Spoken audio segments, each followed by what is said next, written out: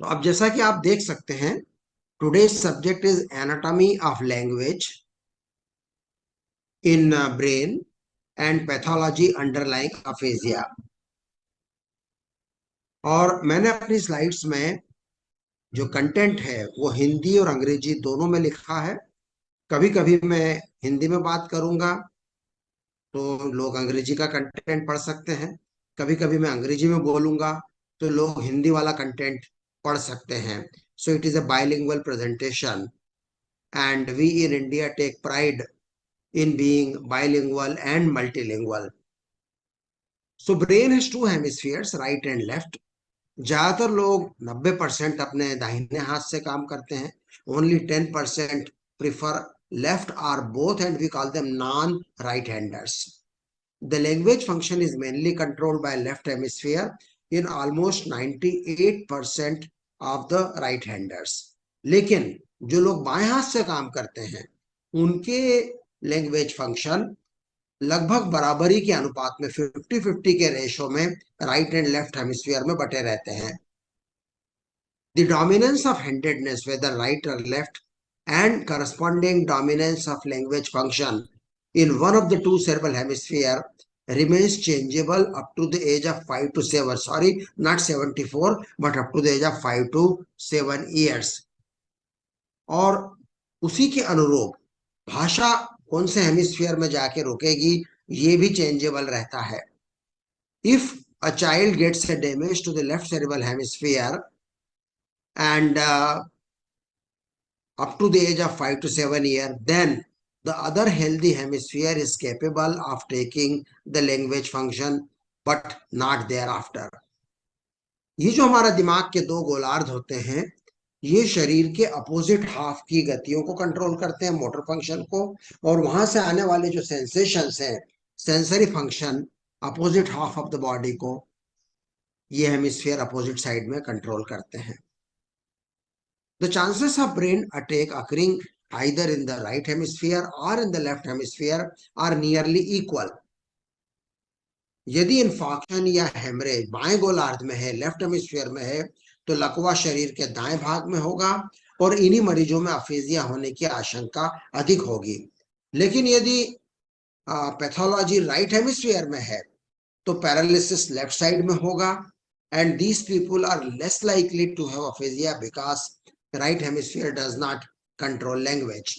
So as you can see in this schematic representation, the one hemisphere of the brain is controlling the opposite half of the body, and the language function being present in the left hemisphere. Only in this case where I am putting my cursor, if the damage is there in the left hemisphere and the person is having a hemiparesis on the right side, this person is likely to have aphasia and not this person. Each hemisphere has 4 lobes. In front we have frontal lobe, on the top parietal lobe, पीछे की तरफ occipital lobe और कनपटी के ऊपर नीचे की तरफ temporal lobe। और इन प्रत्येक लोब के अलग अलग काम बटे हुए रहते हैं, उसके विस्तार में हम आज नहीं जा रहे हैं। Then each hemisphere has an outer layer of gray matter which is called cortex, which is composed of billions of nerve cells. तो ये भूरे पदार्थ की एक बाहरी परत होती है जिसमें अरबों न्यूरॉन कोशिकाएं भरी रहती हैं, और इस भूरे पदार्थ के नीचे व्हाइट मैटर होता है that does not contain any neurons. The white matter contains hundreds of thousands of nerve fibers in the form of bundles. और ये बंडल धागों के क्या करते हैं, ब्रेन की विभिन्न रचनाओं को आपस में जोड़ते हैं। They connect both cerebral hemispheres with each other, and they connect hemispheres with basal ganglia, thalamus, cerebellum, and spinal cord. If you look at this figure at the bottom, this figure on the one side is showing the CT scan, और इस CT scan में जो dark area दिख रहा है वो white matter है और जो थोड़ा ग्रे एरिया दिख रहा है वो ग्रे मैटर है, और उसी को हमने स्कीमेटिक दिखाया है। A question has been debated in aphasiology and in neurology कि क्या दिमाग के विभिन्न भाग अलग अलग कामों को करने के लिए नियत किए गए हैं। बहुत से लोग ऐसा मानते हैं और इस फिनोमेना को कहते हैं लोकलाइजेशनिज्म। इसके विपरीत दूसरे विशेषज्ञ होते हैं, वो ये बिलीव करते हैं कि the whole brain functions as a single unit and this type of thinking is called holism. तो ये जो डिबेट है between localization and holism has been going on for about 150 years. The first major turning point in this debate occurred in 1865 when Paul Broca, जो कि Paris France में एक doctor थे, उन्होंने एक ऐसे मरीज का अध्ययन किया जिसको सिर में बंदूक की गोली लगने के बाद उसकी बोलने की क्षमता चली गई। On postmortem, a scarred wound was found in the lower part of the frontal lobe in the left cerebral hemisphere. And this is the picture which is present in the Museum of the Man in Paris, an anthropology museum. The gunshot wound is visible here. Paul Broca ने सोचा और सही सोचा कि दिमाग के उसी कोने में जहां घाव है, बोलकर अभिव्यक्त करने की क्षमता, the power to express verbally, must be present because the other mental faculties of that patient, like memory and understanding, were unaffected. A few years later, another great physician, Karl Wernicke, described a few more patients, ऐसे मरीज जो धारा प्रवाह बोल लेते थे, भले ही गलत सलत बोलते हो, लेकिन दूसरों के द्वारा जो बोला जा रहा हो वो उनको समझ में नहीं आता था. These patients had lesions in the upper and back part of the temporal lobe. As a result of these observations, the concurrent parts of the brain were now given the name as Broca's and Wernicke's area, और Broca aphasia का clinical picture describe हुआ, जिसमें कि वाणी एकदम कम है, रुक रुक के बोलते हैं, अटकते हैं, बहुत कम शब्द बोलते हैं, pronunciation and articulation is distorted, listening comprehension is better preserved, but repetition and naming are also defective. That is the picture of Broca's aphasia. In Wernicke's aphasia, जो बोली है वो धारा प्रवाह है, उच्चारण बिल्कुल साफ है, हालांकि जो बोल रहे हैं वो मीनिंगलेस है, गड्ढमड्ढ है, उसको जार्गन कहते हैं. There is a gross violation of grammatical rules. The listening comprehension and repetition and naming are also poor. And there is another aphasia known as conduction aphasia. उसमें ब्रोका और वर्निकी के क्षेत्रों को जोड़ने वाला व्हाइट मैटर का एक बंडल, जिसको आर्क्वेट फेसिकुलस बोलते हैं, that gets damaged. And this leads to a different kind of aphasia in which there are mixed and mild features of Broca and Wernicke, but simple repetition of easy and common words is not possible. बहुत आसान और बहुत छोटे शब्द ये मरीज दोहरा नहीं सकते, रिपीट नहीं कर सकते. ऐसे और भी अनेक प्रकार के अफेजिया बताए गए. A few more areas in the left cerebral hemisphere are part of language network in the brain, and they include angular gyrus for anomic aphasia along with supramarginal gyrus. Then in the occipital lobe on the back side, we have tertiary visual cortex and corpus callosum splenium for reading function and supplementary motor area for transcortical motor aphasia. 1970 और 80 के दशक में CT scan आया और फिर 80 और 90 के दशक में एमआरआई स्कैन आया.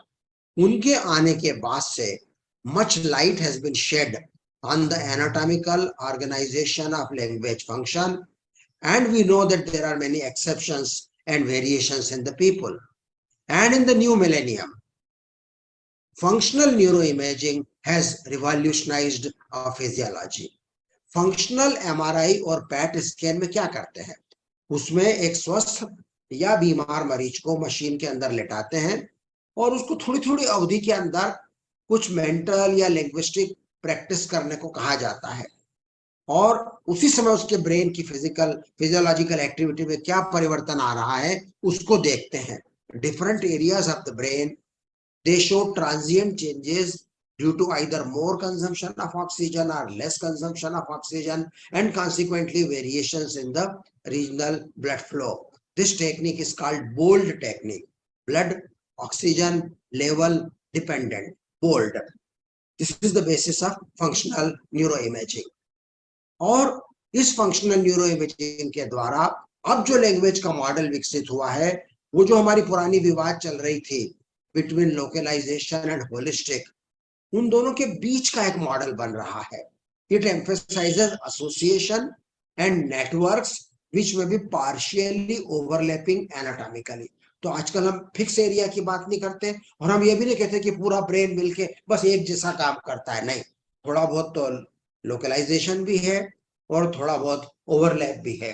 ये पिक्चर फंक्शनल न्यूरो इमेजिंग के बाद आया है।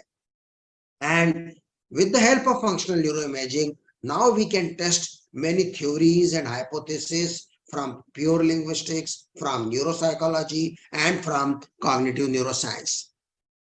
मैं आपको केवल एक ही उदाहरण यहाँ दिखा रहा हूँ फंक्शनल न्यूरो इमेजिंग का। यदि हम गूगल सर्च करें या गूगल स्कॉलर में जाएं और टाइप करें फंक्शनल न्यूरो इमेजिंग इन अफेजिया, आपको हजारों पेपर मिलेंगे, हजारों इमेजेस मिलेंगी। तो इसमें तरह तरह के कलर कोडेड इमेज होते हैं, और इस चित्र में ये बताने की कोशिश की गई है कि ब्रेन में जो सिमेंटिक एरिया है और फोनोलॉजिकल एरिया है, उनमें क्या कनेक्शन होता है। सिमेंटिक और फोनोलॉजिकल का मीनिंग मैं अभी 2 मिनट बाद बताऊंगा। तो इस तरह के अध्ययन फंक्शनल न्यूरो इमेजिंग के द्वारा संभव होते हैं। लेकिन मैं बताना चाहूंगा कि there are many limitations of functional neuro imaging. Too much should not be inferred from its data. कारण क्या है? फंक्शनल न्यूरो इमेजिंग स्थान और समय को बहुत बारीकी से प्रदर्शित नहीं कर सकता। स्थान मतलब लोकलाइजेशन और समय मतलब टेम्पोरल। तो उसका discretionary power over space and time is limited. And you might be reading some newspaper headlines now and then in media that this function and that function of human behavior and skill has been found in the brain. For example, there was a news item about 10 years back that now we know that the nouns are located in this frontal part of the brain and verbs are present in this temporal lobe of the brain. It is not that simple. ये इतना आसान नहीं है। इन सब कामों के लिए हमें दूर दूर तक फैले हुए नेटवर्क चाहिए जो वाइडली डिस्ट्रीब्यूटेड है और ओवरलैपिंग है। It's not that simple. उदाहरण के लिए ऊपर की लाइन में मैंने कुछ इमेजेस दिखाई हैं of the functional neuro imaging. For example, the areas which are lighting up means showing more activity on blood oxygen level dependent technique. So if the person is conscious, if the person is in love, or he or she is having a love feeling in the brain, then these parts are lighting up.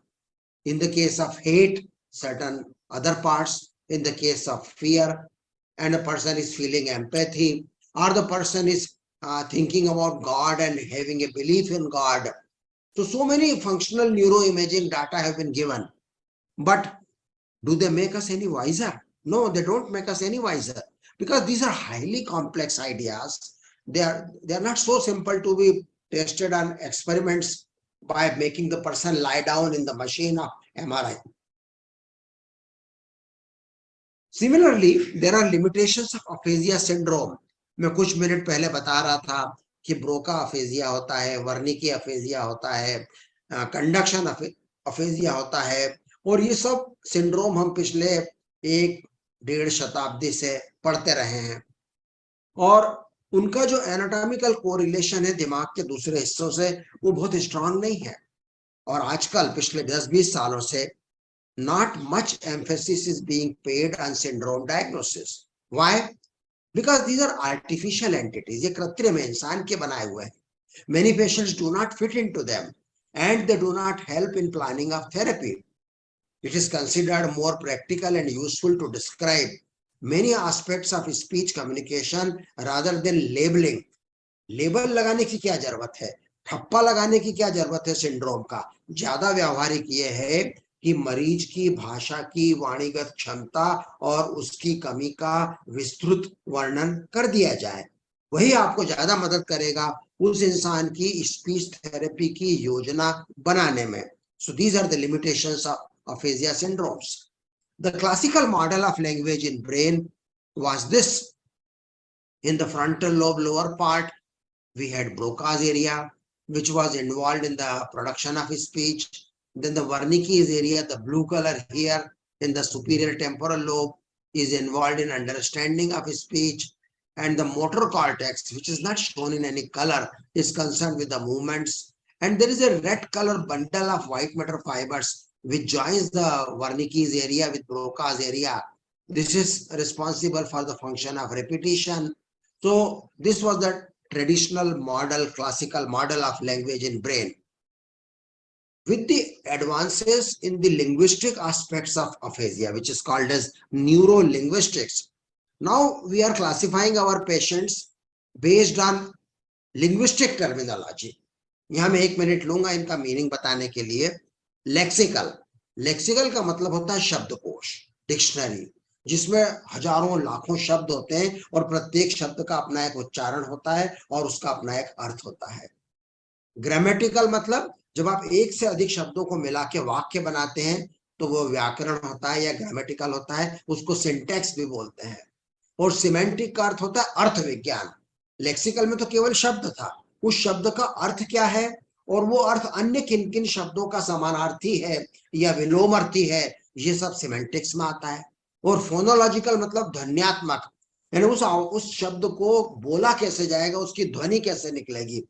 तो आज की तारीख में बहुत सारे एफेजियोलॉजिस्ट neuro imaging का उपयोग करते हुए पिछले 50 सालों से 40 सालों से इस बात पर शोध कर रहे हैं कि ये जो डिफरेंट एस्पेक्ट है लिंग्विस्टिक्स के, इनका ब्रेन में लोकेशन कहाँ है। तो जैसा कि आप यहाँ देख रहे हैं, आगे की तरफ जो ब्रोकाज एरिया है वो लेक्सिकल या शब्दकोश से संबंधित है, जो वर्निकीज एरिया है वो ग्रामर से संबंधित है, और इस तरह के अनेक अपवाद आपको देखने को मिलते हैं।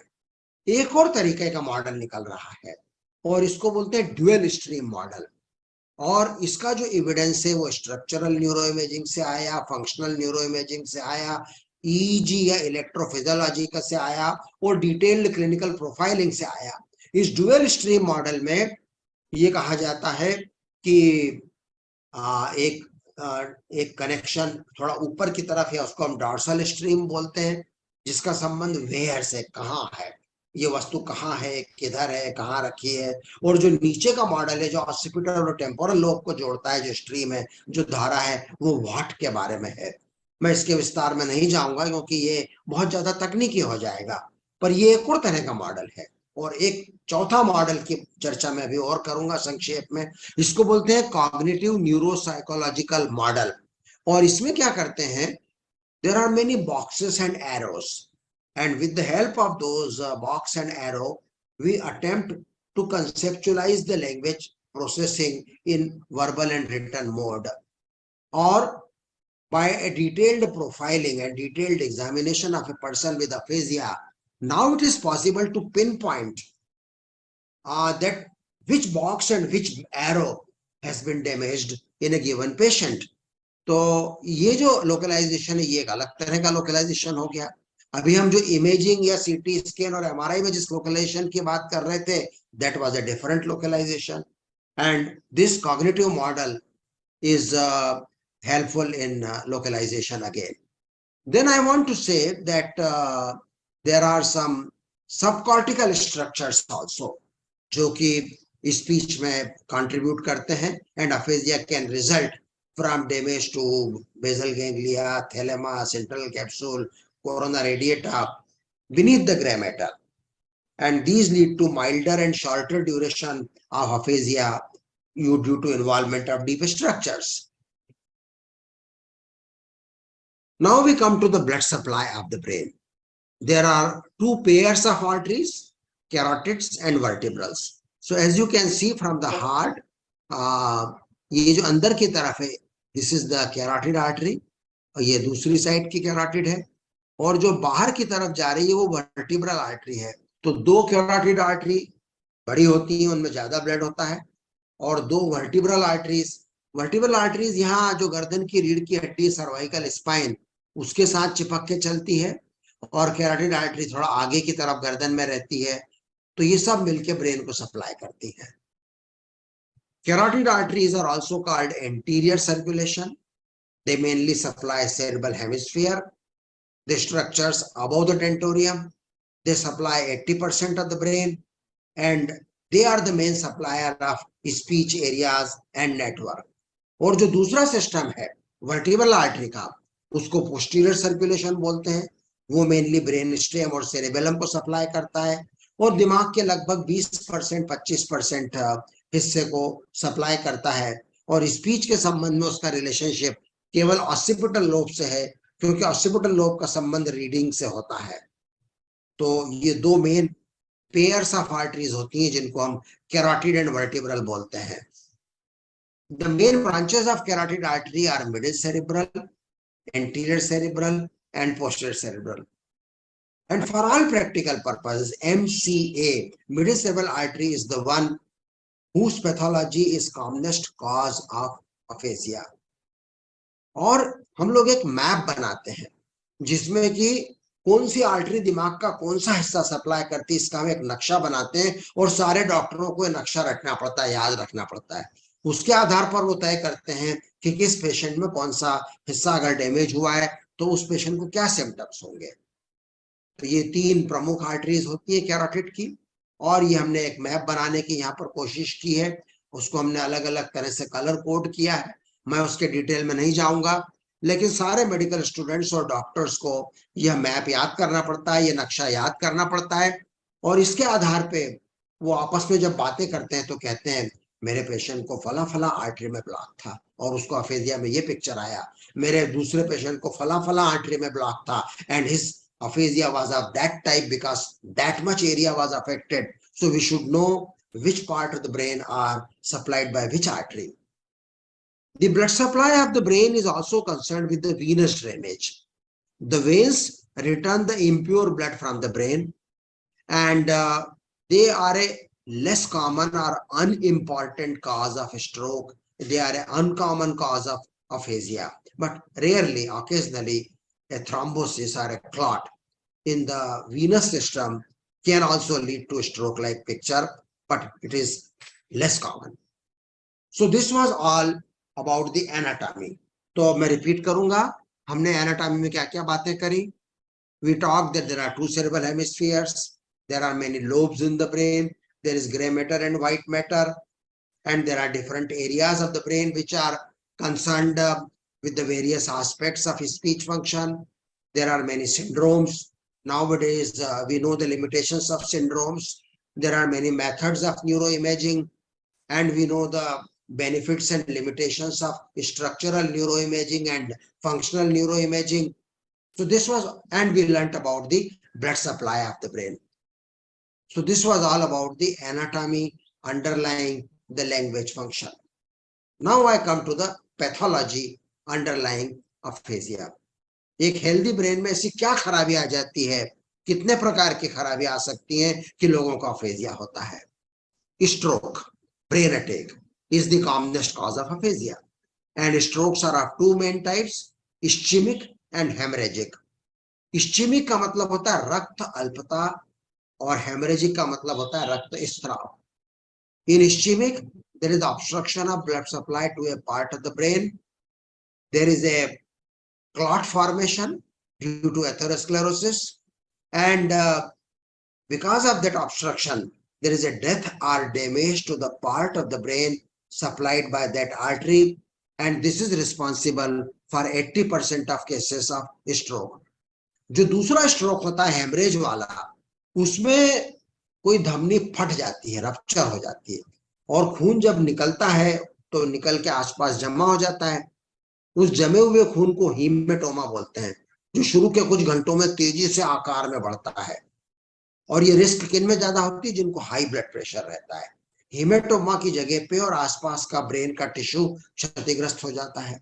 और स्ट्रोक के लगभग 20% मामले हेमरेज के कारण होते हैं, और लगभग 80% मामले इस्चेमिक इन्फॉक्शन या क्लॉट के कारण होते हैं। लेकिन नॉर्थ ईस्ट इंडिया में this ratio is reversed, about 80% are hemorrhagic.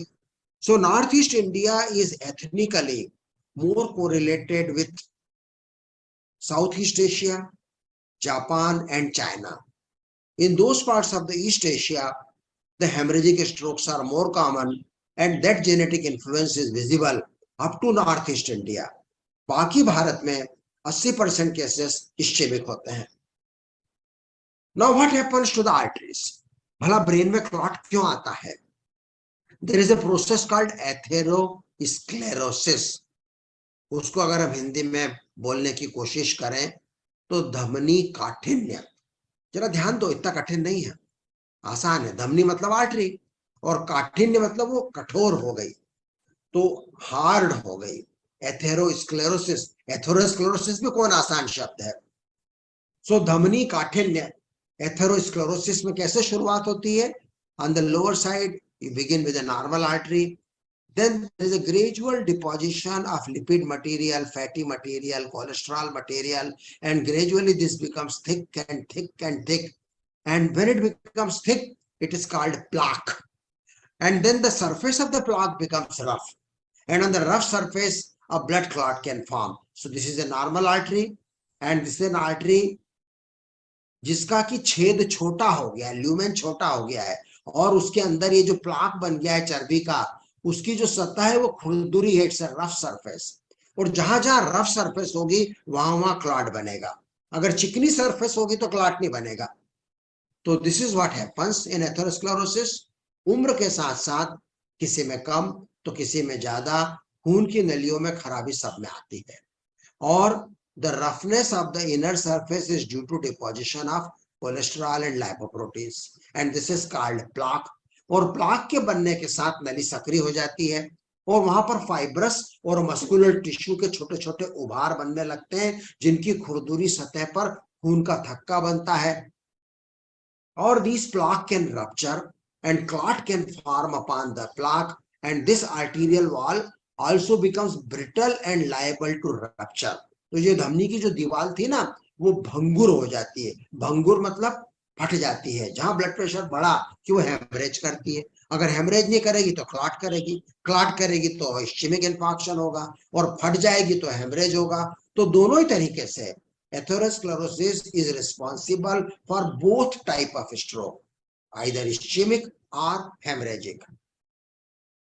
When the infarction occurs, the part of the brain becomes dead like this. This is how the infarction look, and this is how the hematoma looks. The blood clot is collected in the brain, a large clot. So this is the pathology, gross pathology of infarction and hemorrhage। Now, what are the risk factors for the stroke? Brain attack किसको होने की आशंका अधिक होती है?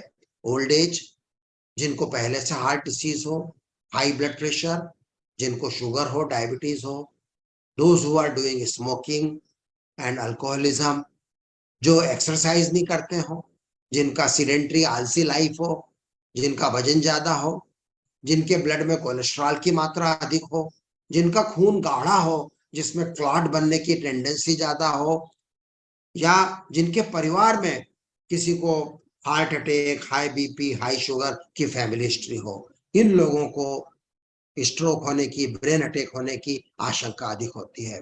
And that's why we should try to prevent the stroke. Primary prevention उन लोगों के लिए है जिनको अभी तक कोई स्ट्रोक नहीं हुआ है लेकिन रिस्क फैक्टर है और आप रोकना चाहते हैं। Secondary prevention is called for those who already have suffered from stroke in past and hence they are at a higher risk of developing a stroke। इस सब के लिए हेल्दी लाइफ स्टाइल जरूरी है।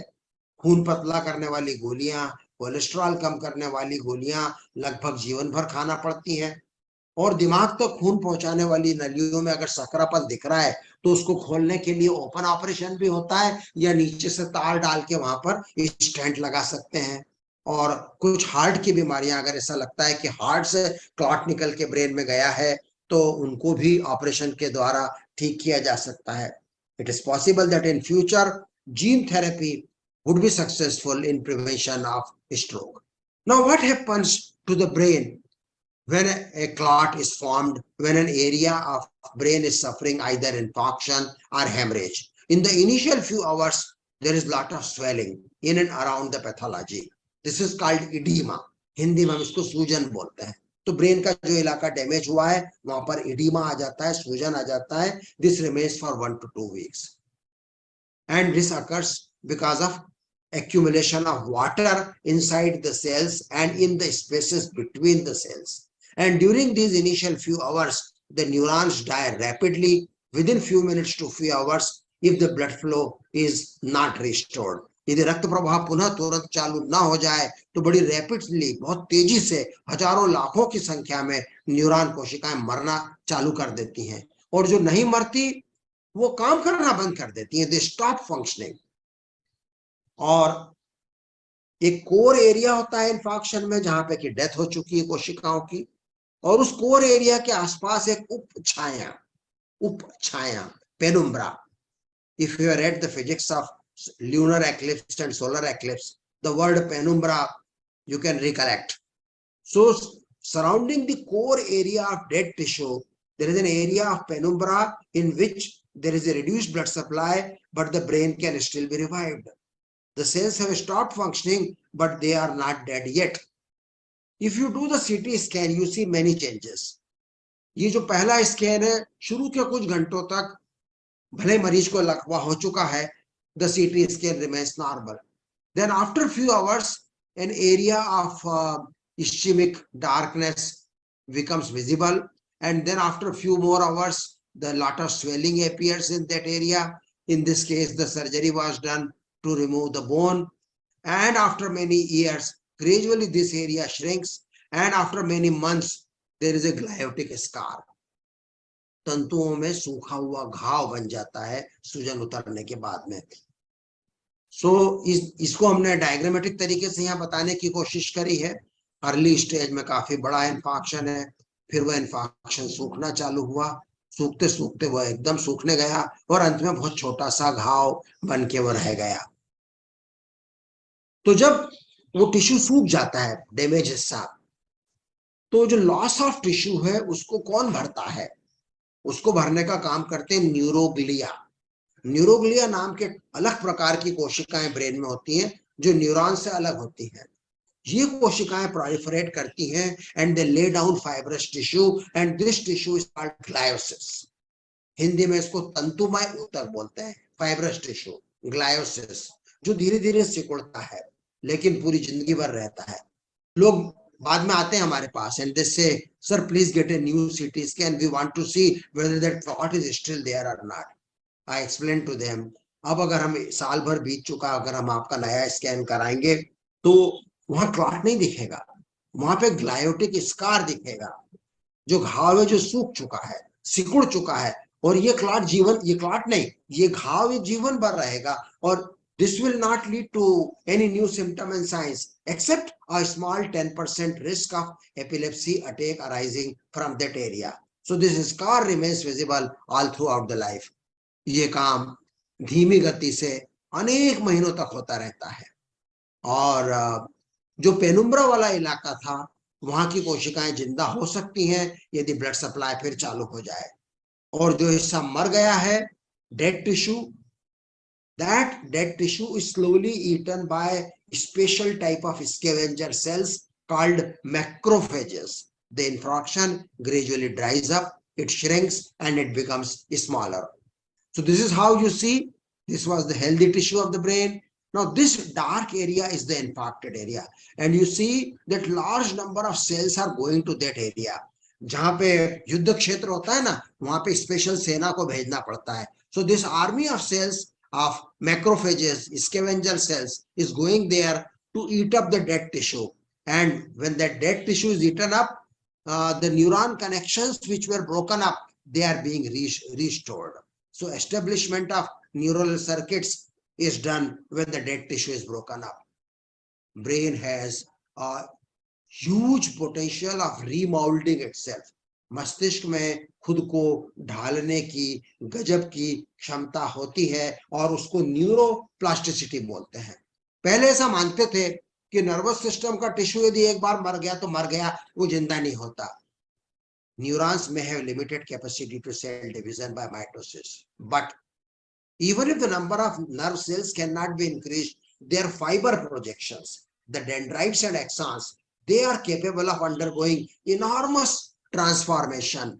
They can grow new spines, they can grow contact points, they create new junctions called synapses, they create new networks, और इन टूटे हुए परिपथों के द्वारा नए नए बाईपास मार्ग बनते हैं। तो जहां पर घाव था उसको बाईपास करके नए सर्किट बनने लग जाते हैं। तो ब्रेन में ग्रेट क्षमता होती है न्यूरोप्लास्टिसिटी की, जिसमें कि ये डेंड्राइट्स हैं, ये अपने आप में नए कनेक्शन बना रहे हैं, और साइनेप्सिस का रीवायरिंग हो रहा है, साइनेप्सिस का स्टेबलाइजेशन हो रहा है, रीराउटिंग हो रहा है, स्प्राउटिंग हो रहा है, नए धागे उग रहे हैं। तो अनेक प्रकार की प्रक्रियाएं इस न्यूरोप्लास्टिसिटी के अंदर आने वाले महीनों में, आने वाले सालों तक चलती रहती हैं।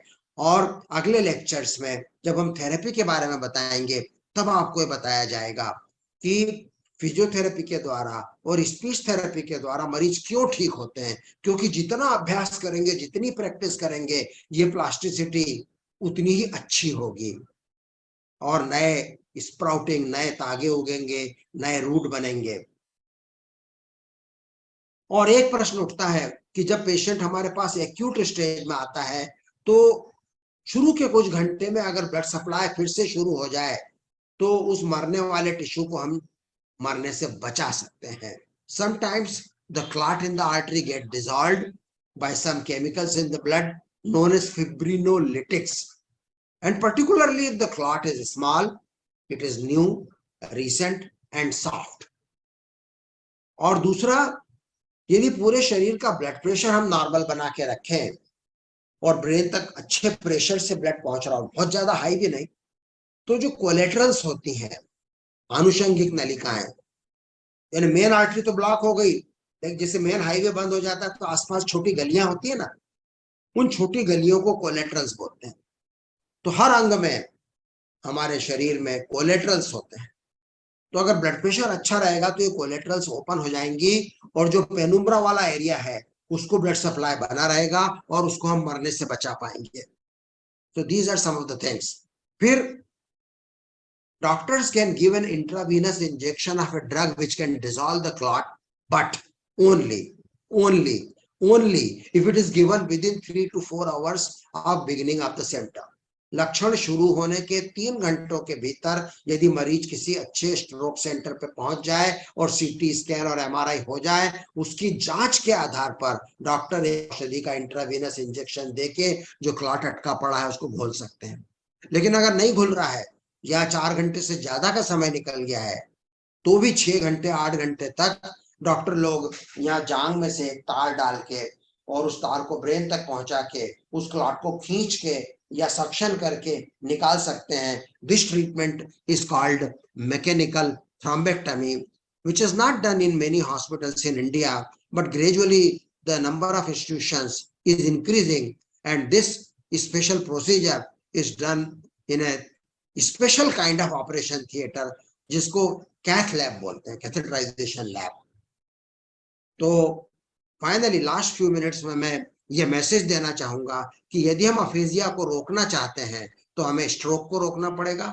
Brain attack is an emergency, every minute is precious. We all should be aware of the warning symptoms of the brain attack and they include अचानक धुंधली दृष्टि हो जाना, कम दिखना, या चेहरा तिरछा हो जाना, या बोलने में अटकने लगना, या सुनने और समझने में दिक्कत होना, या बिहेवियर में कंफ्यूजन आ जाना, या शरीर का बैलेंस ठीक से नहीं बन पाना, असंतुलन होना, चक्कर होना, इस तरह के लक्षण वार्निंग सिम्टम्स कहलाते हैं। या एक भुजा और एक हाथ में कमजोरी आ जाए, एक पांव में कमजोरी आ जाए, या शरीर के आधे भाग में टिंगलिंग एंड नमनेस एंड पैरेस्थीसी होने लग जाएं। उपरोक्त लक्षणों में से यदि कोई भी लक्षण 10 या 15 मिनट में स्वतः समाप्त ना हो जाए, बना रहे या बढ़ता हुआ प्रतीत हो, then the patient should be rushed to a stroke ready hospital. What is a stroke ready hospital? Any hospital which has a good intensive care unit, a good laboratory, a CT scan facility and an MRI facility and an MD physician जो stroke के अंदर trend हो, and the delay should not be more than 3 to 4 hours. पूरी कोशिश करें कि 3 से 4 घंटे में मरीज स्ट्रोक सेंटर पर पहुंच जाए।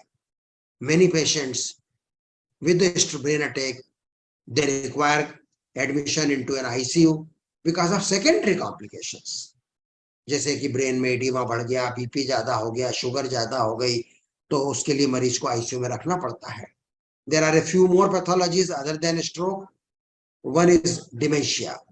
Dementia are degenerative conditions जिनमें कि ब्रेन सूखने लगता है, उसकी कोशिकाएं नष्ट होने लगती हैं, mostly in old age, Slowly and slowly, many special type of neurons, for example, those secreting acetylcholine, they start dying at a pace faster than normal aging. Alzheimer's dementia and multiple cerebral infarctions are the main cause of dementia in India. In these patients, many of the mental and intellectual functions are affected in dementia. They include memory, attention, executive function, visuospatial function and language. तो जब हम aphasia की बात करते हैं तो Alzheimer रोग में भी भाषा वाला फंक्शन प्रभावित होता है। There are some other less common type of dementia, for example, frontotemporal lobar degeneration, जैसा कि नाम बताता है उसमें फ्रंटल लोब और टेम्पोरल लोब में ज्यादा डैमेज होता है और इन लोगों में लैंग्वेज फंक्शन पे ज्यादा असर पड़ता है, इतना कि शुरू में तो मेमोरी 1-2 साल तक नॉर्मल रहती है। Unfortunately, there is no treatment for cure of dementias. There is no treatment to revert back the pathology. So dementia में जो हमारी भाषा होती है वो प्रभावित होती है और ब्रेन ट्यूमर में भी अफेजिया हो सकता है।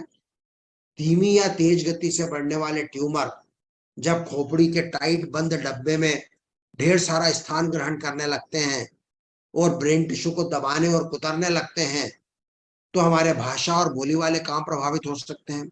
ऐसा तब अधिक होता है जब कोई ब्रेन ट्यूमर दिमाग के उन हिस्सों के अंदर या आसपास हो जो स्पीच एरिया के नेटवर्क के पास हो। The affection of language function in brain tumour, it occurs slowly, it worsens gradually. Many tumors are benign, they can be cured by surgery, but malignant tumors are difficult. वो तेजी से बढ़ते हैं, उनको पूरी तरह से निकालना संभव नहीं होता और तो और ऑपरेशन के बाद वो वापस बढ़ने लग जाते हैं और ऑपरेशन के बाद अगर ग्लायोटिक स्कार रह गया तो वो भी लंबे समय की अफेजिया का कारण बनता है। सिर की चोट और वाचाघात, सिर की गंभीर चोटों के बाद जो व्यक्ति जीवित रह जाते हैं उनमें से 10 से 15% में अफेजिया के लक्षण रहते हैं। And these survivors of head injury have damage to other mental and cognitive functions along with language. They also improve slowly and they also get benefited by speech language therapy. So there are 3 main fronts to act. अगर हम summary में कहें कि हमारी प्राथमिकताएं क्या है, what are our priorities? In the acute stage, we want thrombolysis and mechanical thrombectomy ताकि हम क्लॉट को घोल दें और ब्लड फ्लो वापस चालू हो जाए। In chronic stage, we need intensive therapy of physical therapy and speech therapy to improve the plasticity of the brain. And finally, the prevention. Prevention is applicable to all stages, in acute stage and in chronic stage, because prevention is primary. मतलब acute stage के आने के पहले से हमको primary prevention पे काम करना है एंड प्रिवेंशन इज सेकेंडरी। इसका मतलब है कि जब पेशेंट को क्रॉनिक स्टेज आ गई है तब भी हमको अगला अटैक ना आ जाए, उसके प्रिवेंशन के लिए सेकेंडरी प्रिवेंशन के लिए काम करना है। So these are the 3 main front in acute stage, thrombolysis and mechanical thrombectomy. In chronic stage, intensive therapy to improve the plasticity in the brain, the recovery and molding in the brain, and prevention. Prevention, primary prevention even before the acute stage and secondary prevention even after the chronic stage. तो पूरे समय पे prevention की theories हमारी लागू होती हैं। और अब मैं बताना चाहूंगा कि Bhavesh, Mangesh, Vishal, I think I will announce the names later on. Winner कौन है? Okay, so here is the time for correct answers. These were the questions in the quiz and I'm glad that many people participated in it. The first question was, the main important cause of aphasia is number C, pakshaghat, stroke, and this was correctly answered by 92%. The next question was, how does CT scan and MRI of the brain helps in getting information about aphasia? The correct answer is C. The CT scan shows where and how in the brain are the pathological was processes present, so which was given again by 42%. The third question was, how do you decide or diagnose whether a patient has aphasia or not? यहाँ पर correct answer केवल 46% लोगों ने दिया, the blue colour. By talking to the patient and asking a variety of questions is the only way by which you diagnose whether aphasia is present or not. The fourth question was, what is useful in the treatment of aphasia? And here the correct answer is all of the above. Oh no, sorry, none of the above. So none of the above is the correct answer, which has been given by 42%. Good response. So neither the vitamins, nor the protein, nor the physical exercise can help. It is only, so it is none of the above. And the fifth question was, which of the following is useful in the treatment of aphasia? So music and singing, and then reading comprehension and copying and writing practice, and then exercises to improve the concentration. The correct answer is all of the above, the green one, which has been given by 61%. And finally, there are only 2 persons who have given the correct answer, and it so happens that both of them are Pune, and both of them may be from same family. One is Zubin Poonawala, and he is 52. No, Zebu Momin is also given correctly, but she is MASLP. So Zebu will not be qualifying for this prize. Only Zubin Poonawala, unless I will have to check whether Zebu was helping Zubin in giving the answers. Okay, this is the first time. So we will send a prize, and whatever prize we choose, सबको हम बाद में बताएंगे कि कौन सा prize दिया गया. So I think I can look at the chats. I will stop sharing my screen. So we still have about 2-3 minutes to conclude. So can somebody read the questions from the chat for me? If there are any pertinent questions.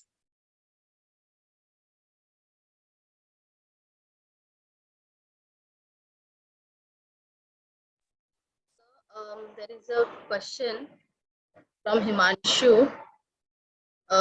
What he has asked, sir, कैसे ठीक होगा aphasia का problem? 2 years complete हो गए हैं, सिर्फ repeat करते हैं, हम जो बोलते हैं खुद कुछ नहीं बोल पाते. Yes, 2 years complete हो गए, रिपीट कर पाते हैं. We will be talking about recovery more. जैसा कि आज मैंने कहा कि ब्रेन की प्लास्टिसिटी के द्वारा और अभ्यास के द्वारा ठीक होते हैं. कुछ मरीजों में कम सुधार होता है, कुछ मरीजों में ज्यादा सुधार होता है, और ये 2 बातों पर डिपेंड करता है. एक तो ब्रेन में जो खराबी आई है वो कितने बड़े आकार की है और कौन सी जगह पे मौजूद है, जो कि अपने हाथ में नहीं है. और दूसरा डिपेंड करता है कि उस मरीज को थेरेपी कितनी मिली, उसने कितना इंटेंसिव थेरेपी करी, जो कि अपने हाथ में है. तो थेरेपी करने से 10%, 20%, 30%, 40%, 50% तक फायदा लोगों में होता है. Okay sir. सुमति सेनापति का क्वेश्चन है. 1 year हो गया है, इस्चेमिक अटैक हुआ था, राइट साइड पैरालाइज हुआ है, अभी तक कुछ बोलते नहीं, ना कुछ करते हैं, कुछ हो सकता है सर? देखिए, कुछ बोलते नहीं के लिए तो निस्संदेह स्पीच थेरेपी लगेगी, लेकिन कुछ करते नहीं के लिए स्पीच थेरेपी नहीं चाहिए. करवाने के लिए हम लोग एक चीज कहते हैं जो आगे आपको बताया जाएगा, LPAA, life participation approach in aphasia. कहने का मतलब यह है कि हमें मरीज को प्रोत्साहित करना है, उसको जीवन की विभिन्न गतिविधियों में जाने के लिए जबरदस्ती उसके पीछे पड़ना है. उसको शादी में ले जाओ, फंक्शन में ले जाओ, घुमाने ले जाओ, लोगों के बीच में बिठाओ, उसके साथ ताश खेलो, उसके साथ कैरम खेलो, उसको एंगेज करो जीवन की एक्टिविटियों में. और कुछ ना कुछ, उसका अगर एक हाथ अच्छा है, एक हाथ से उनको काम करने के लिए प्रवृत्त कीजिए. अगर उनके मन में डिप्रेशन है तो उसको दूर करने के लिए साइकोलॉजिस्ट को दिखाइए. अगर वो दवाई दे तो एंटी डिप्रेसेंट दीजिए. तो कुल मिला के हमें मरीज का मोटिवेशन बढ़ाना है और उसको ऐसी परिस्थितियों में ले जाना है जहां पर कि वो जिंदगी की गतिविधियों में ज्यादा से ज्यादा पार्टिसिपेट करे। और मेरी बात को मानिए, कुछ बोलते नहीं और कुछ करते नहीं। यदि आपने किसी तरह से कुछ करना शुरू करा दिया ना, तो उनका बोलना भी थोड़ा इंप्रूव हो जाएगा। ये दोनों चीजें आपस में जुड़ी हुई है। Okay sir, I mean sir ये क्वेश्चन बहुत अजीब है sir. Can form for disability under section 80 you be used for aphasia for income tax benefit? I think so, क्योंकि अगर स्ट्रोक ओके उसमें शामिल है तो अफेजिया वालों को भी मिलता है। ओके सर, देन स्ट्रोक के 6 ईयर के बाद भी अफेजिया ठीक हो सकता है? इसके बाद स्ट्रोक के 6 साल के बाद भी हाँ अफेजिया ठीक हाँ हो सकता है क्या? हाँ हाँ, यस। स्ट्रोक के अनेक वर्ष गुजर जाने के बाद भी अच्छी इंटेंसिव स्पीच थेरेपी और लाइफ पार्टिसिपेशन अप्रोच यदि की जाए तो अफेजिया में सुधार हो सकता है। पूरी तरह से ठीक तो नहीं होगा।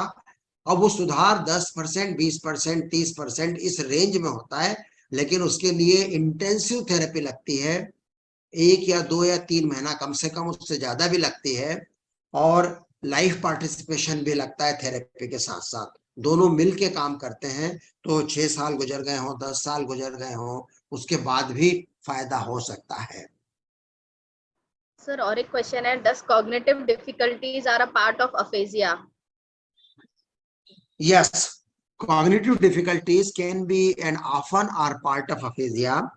क्या होता है कि जब ब्रेन में लीजन होता है, that lesion is predominantly damaging the language area, but it is also damaging the neighboring areas. And the language function and other cognitive functions are not like different silos, अलग अलग boxes में, इस box में language function, इस box में, ऐसा नहीं होता। सब आपस में ओवरलैपिंग, एक दूसरे से मिले जुले रहते हैं। So cognitive function damage is common in persons with aphasia, और ये न्यूरोलॉजिस्ट की और स्पीच थेरेपिस्ट की जिम्मेदारी होती है कि जब वो अपने पेशेंट के स्पीच और लैंग्वेज फंक्शन को असेस करें तो उनके कॉग्निटिव फंक्शंस का भी असेसमेंट करें। Memory, executive function, visuospatial function, the information processing speed, and so many other cognitive functions should be taken care of.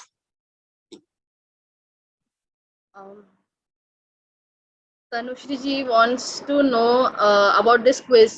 I mean, she was not. I mean, they were not aware about it. So, ये quiz About the quiz? Yeah. Because we announced it quite late today at 1 p.m. And the next week we will announce it 24 hours before. Okay. So that enough time will be there. Okay. We want more and more people to participate and win. Noted, sir. Sir 3 months हुआ है, aphasia है, speech नहीं आया है, कैसे ठीक होगा? I think ये वही प्रश्न है, इसका हम उत्तर पहले दे चुके हैं। ठीक होने में अभी भी समय लगता है, अभी भी उम्मीद है। और बहुत ही इंटेंसिव स्पीच थेरेपी और लाइफ पार्टिसिपेशन और मोटिवेशन और एंटी डिप्रेसेंट, मूड एलिवेटर, इन उपायों के द्वारा स्पीच में हम अच्छा सुधार ला सकते हैं। सर श्रुति जी का सवाल है, is stenotome a better procedure than craniotomy? No, they are two different things. Sternotomy is you puncture the CSF spaces in the brain to remove the fluid and to reduce the pressure sometimes. It is less invasive. While the craniotomy is a bigger operation, you remove a large part of the skull to reduce the pressure in the brain. Both are sometimes needed in acute hemorrhage, acute infarction.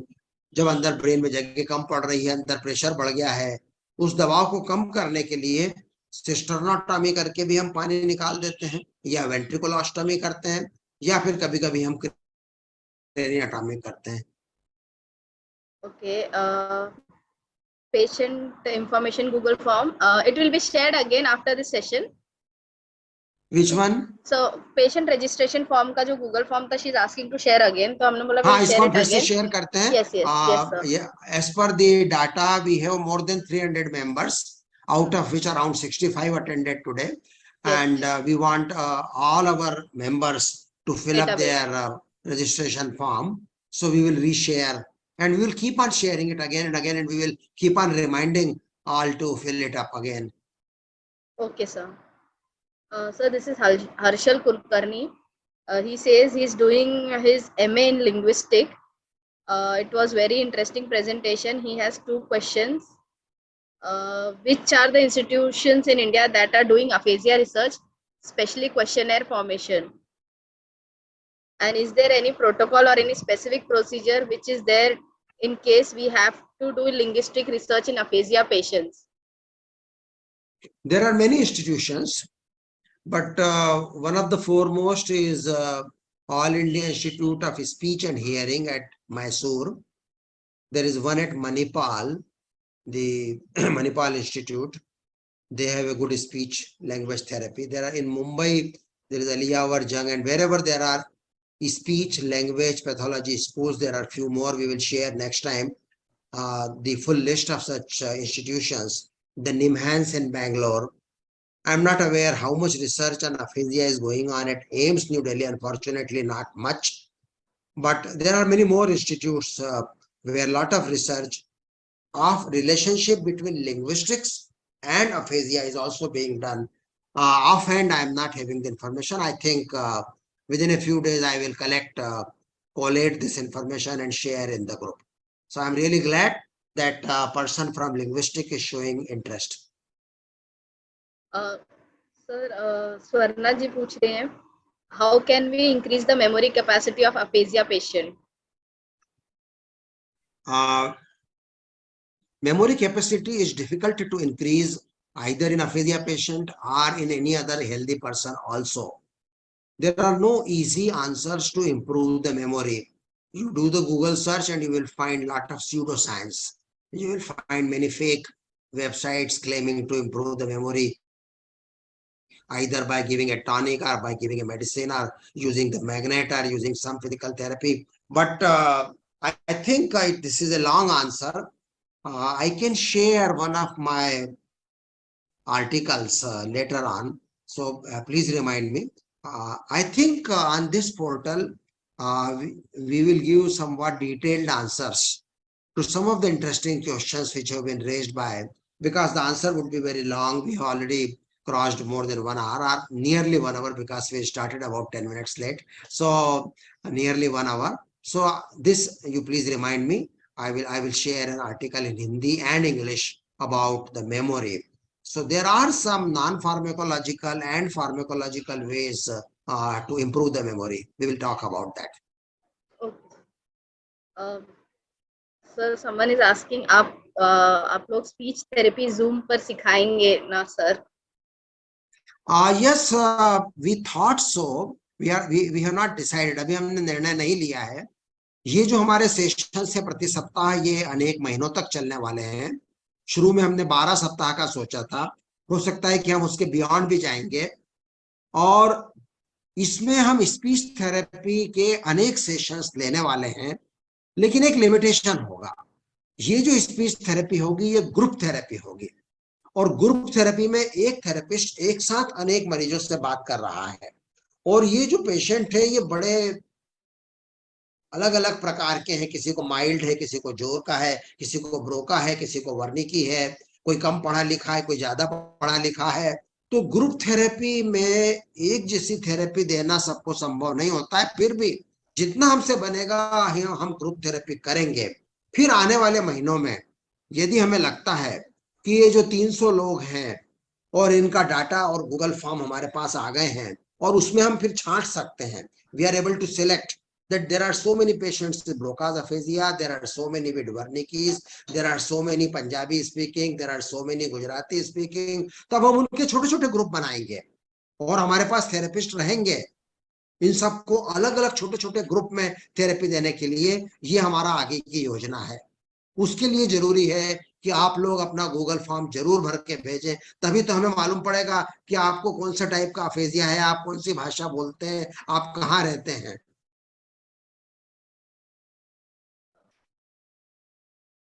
ठीक है sir, मैं एक बार फिर से ये sessions के बाद Google form share कर देती हूँ. हाँ, There is a question, does younger age aphasia persons have good recovery?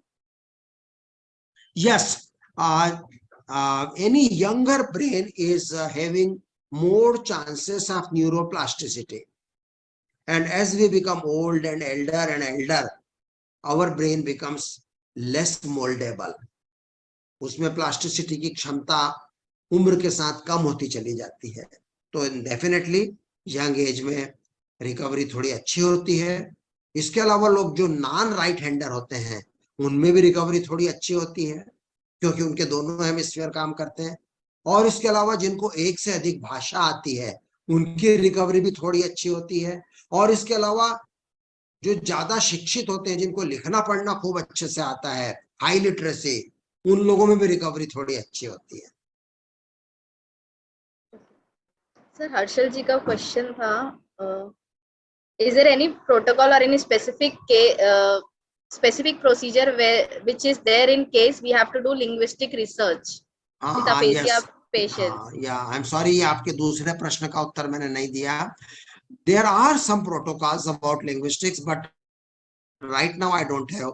I think I will take a few weeks time to search that.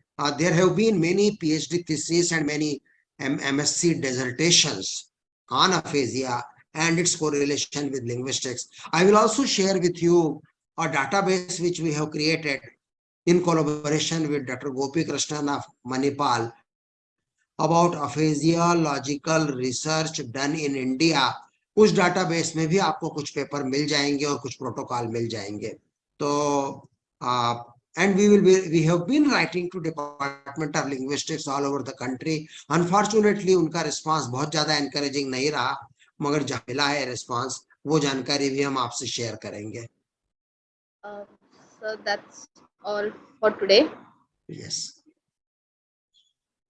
So I think we conclude. So thank you very much for all. So as I see, still 51 people are holding on.